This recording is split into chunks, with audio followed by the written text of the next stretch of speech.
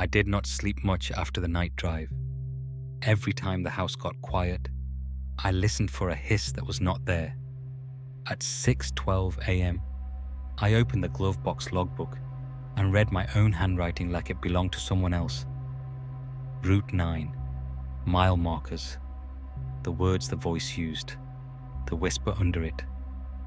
The last line was the one that mattered most. It had said my name. That meant I was in the protocol. It also meant I had one job for the next 24 hours. Stay quiet, no calls, no voice notes, no talking near a mic, no car Bluetooth, no smart speaker. I turned my phone all the way off and put it in a drawer. I unplugged my laptop.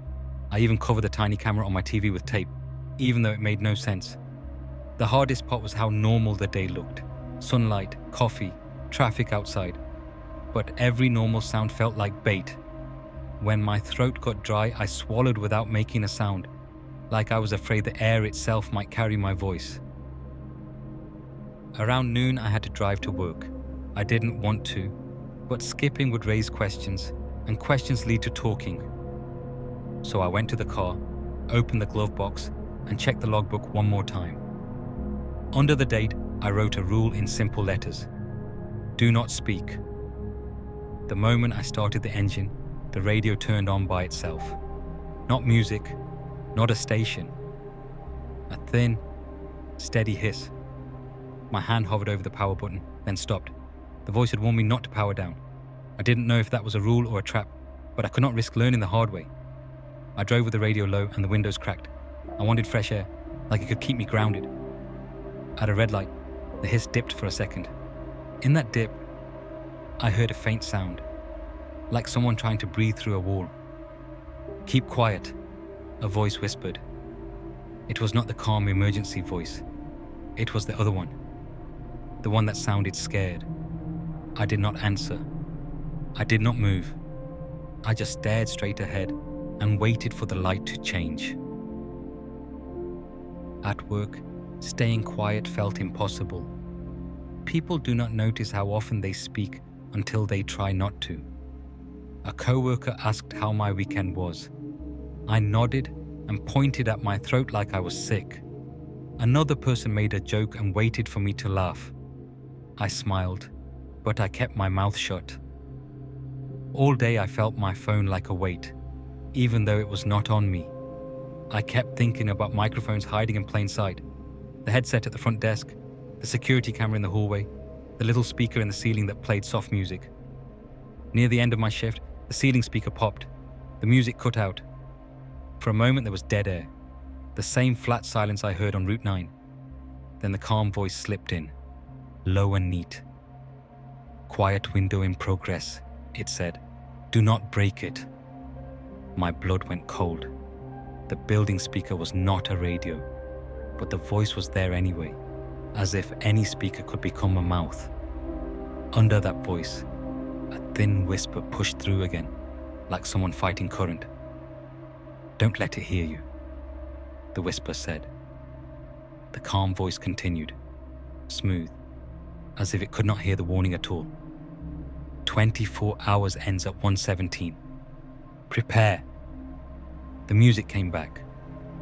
People around me did not react. They kept walking like nothing happened. On the drive home, my jaw ached from staying clenched all day. I kept checking the clock. 10:03 p.m., then 10:41, then 11:26. The end time was close now, 1:17 a.m. That number sat in my head like a nail. The road was quiet, too quiet. I avoided Route 9 and took side streets instead.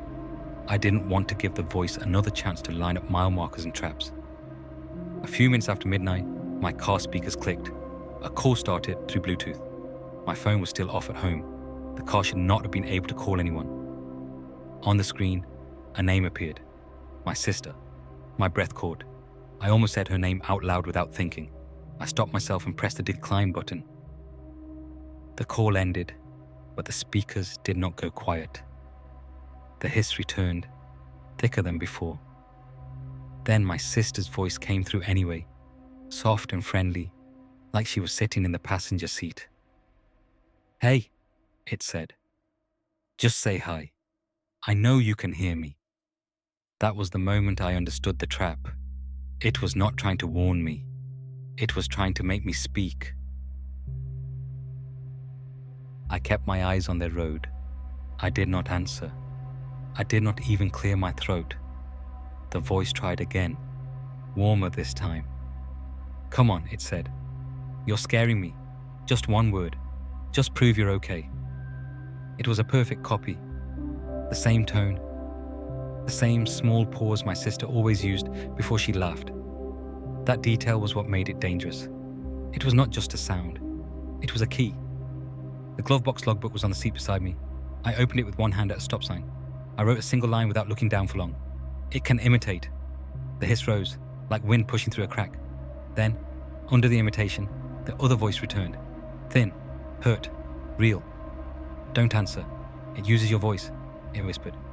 The sentence was short, but it felt heavy, like a warning passed hand to hand. The calm voice cut in, flat and firm.